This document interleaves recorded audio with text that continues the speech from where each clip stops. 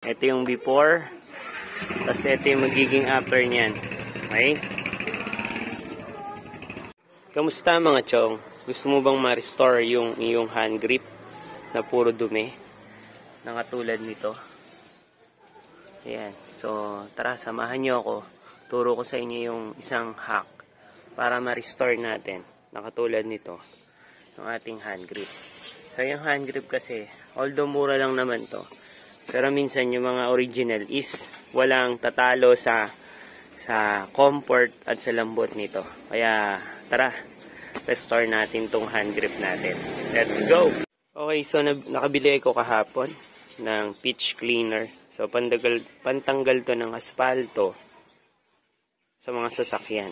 Dito natin gagamitin pantanggal. Hindi ito sponsor ng Kobe. Kobe baka naman. Ayan. Kobe pitch cleaner. Ayun, kailangan lang natin dito is basahan tsaka dishwasher cleaner. So after nating spray mamaya, dilinisin natin ang dishwasher cleaner. Okay? So let's go. Okay. Abad lang natin. Spray natin ganito. Shake muna. Spray.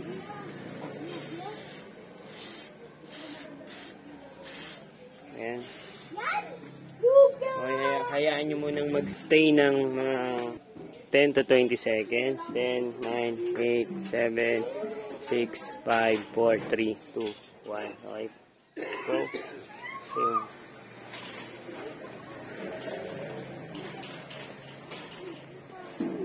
Ayan o. So, ang dumi, diba?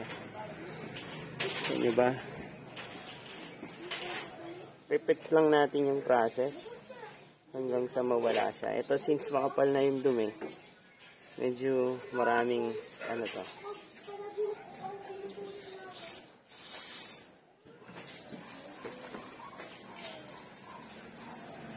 Okay, punasan natin. Ito na yun.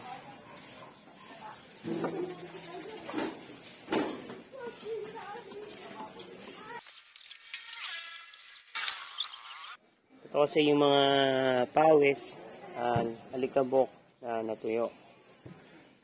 Tatsagayin lang natin talaga. Yung mga grip na original is mga sa Yamaha kasi.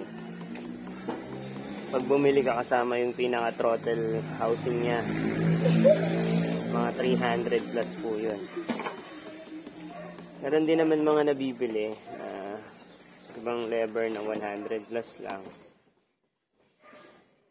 Pero iba pa rin yung comfort ng ating stock. Kaya gusto ko ma-restore yung stock. Tatsagayin lang natin yan hanggang sa mawala yung libag. Siyempre, kung ano, babayad ka pa rin ng labor kung hindi mo kayang palitan to. Pero kayang-kaya naman. Dahil madali naman at marami namang tutorial kung paano tanggalin tong grip. Okay, so after a few spray, ayan na po. Pinyo lang natin hanggang sa mawala yung mga, yun o, diba, nakita nyo, matatanggal na yung mga dumi. Unti-unti, nare-restore na yung dati. Okay, let's go, continue lang natin. Okay, so pag matapos na natin, medyo tsatsagayin nyo lang talaga. Lalo na kung sobrang kapal na ng libagit. Tapos ngayon, pagkatapos mo, balawan mo lang ng tubig na may sabon. Okay. Yan na yung hand grip natin. Malinis na. Masok ako kasi mainit na. Yan o. Oh, diba? Ito yun. Tsaka ito yan. Diba? Okay. Restore na ulit ang ating hand grip. So yan, chong. Yan yung kabila. Ay, diba? Laking difference. Kung nakatulong tong video na to, please consider subscribing. Maraming salamat. RS.